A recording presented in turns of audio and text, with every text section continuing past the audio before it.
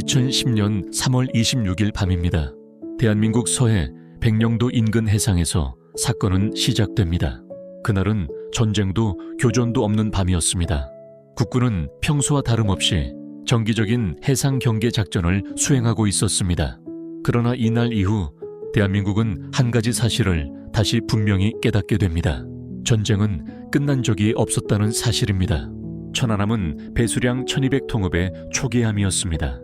서해 북방 한계선, 이른바 NNL을 지키는 임무를 수행하던 국군 함정이었습니다. 사건 당시 천안함에는 장교와 부사관, 병사를 포함해 총 104명의 국군 장병이 승선해 있었습니다. 대부분은 20대 초중반의 젊은 청년들이었습니다. 누군가에게는 첫 실전 임무였고 누군가에게는 제대를 얼마 남겨두지 않은 시점이었습니다. 그날 밤 역시 그들은 늘 해오던 대로 임무를 수행하고 있었습니다. 밤 9시 22분 갑작스럽게 아무런 경고도 없이 천안함 선체 아래에서 강력한 충격이 발생합니다. 폭음은 들리지 않았고 불꽃도 보이지 않았습니다. 하지만 결과는 즉각적이었습니다. 천안함은 순식간에 두 동강이 났고 함의와 함수는 완전히 분리됩니다. 전력이 끊기고 통신이 두절되며 어둠 속의 바다는 순식간에 아수라장이 됩니다. 3월의 서해 수온은 매우 낮았습니다. 사람이 오랫동안 버티기 어려운 온도였습니다. 장병들은 상황을 파악할 시간조차 없었습니다. 배가 왜 갈라졌는지, 무슨 일이 벌어진 것인지 알지 못한 채 차가운 바다로 떨어진 장병들도 많았습니다. 구조 신호가 접수되자 국군은 즉시 구조 작전에 돌입합니다. 하지만 구조는 쉽지 않았습니다. 밤이었고 파도는 거셌으며 무엇보다도 사고의 원인이 전혀 파악되지 않은 상황이었기 때문입니다. 이때부터 대한민국은 하나의 질문 앞에 서게 됩니다. 이것은 단순한 사고인가? 아니면 의도된 공격인가? 사건 이후 국군과 민군 합동조사단의 정밀 분석이 시작됩니다. 선체 절단면, 폭발 흔적, 해저 지형과 수중 파편까지 모든 가능성이 검토됩니다. 조사 결과는 점점 분명해집니다. 이 사고는 내부 폭발도 아니었고 좌초 사고도 아니었습니다. 결론은 외부 수중 폭발이었습니다. 그리고 그 원인은 어뢰의 공격이라는 판단에 도달합니다. 조사 과정에서 확인된 어뢰의 구조는 북한이 보유한 어뢰, 이른바 CHT-002D와 동일한 계열로 분석됩니다. 특히 결정적인 단서가 하나 발견됩니다. 어뢰 추진체 일부에서 한글로 적힌 1번이라는 표기였습니다. 이 표기 방식은 북한 무기체계에서 반복적으로 사용되어 온 방식이었습니다. 이 지점에서 분명히 짚고 가야 할 사실이 있습니다. 천안함 사건은 의혹으로 남아있는 사건이 아닙니다. 대한민국 조사단뿐 아니라 미국, 영국, 호주, 스웨덴 등 국제 전문가들이 참여한 합동조사 결과를 통해 북한의 공격이라는 결론은 국제사회에 공식적으로 공유되었습니다. 그럼에도 불구하고 사건 이후 대한민국 사회는 오랜 혼란을 겪게 됩니다. 이 사건은 단순한 군사사고가 아니었기 때문입니다.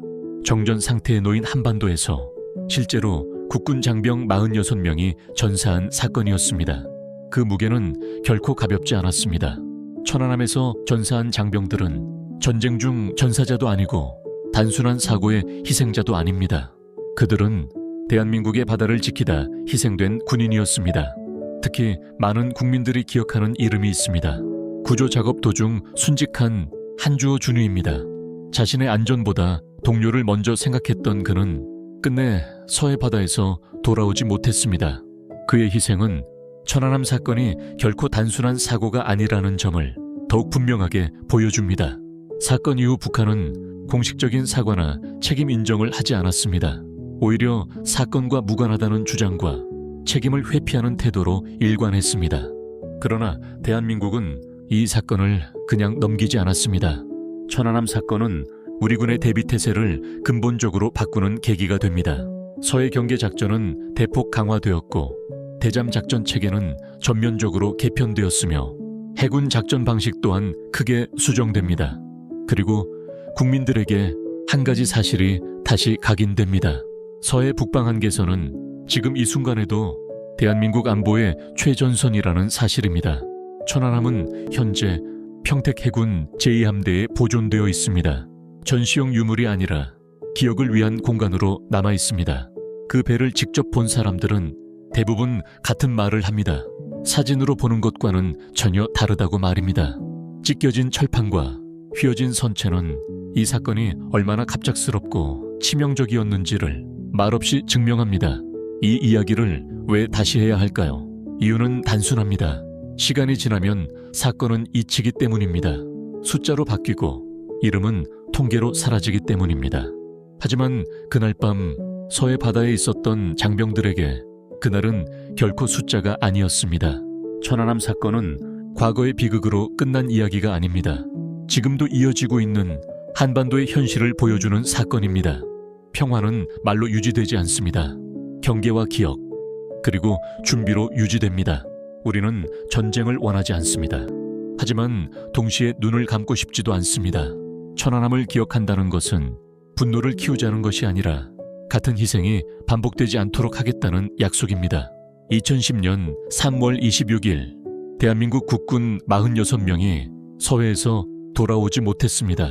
그 사실만큼은 어떤 이유로도 흐려져서는 안 됩니다.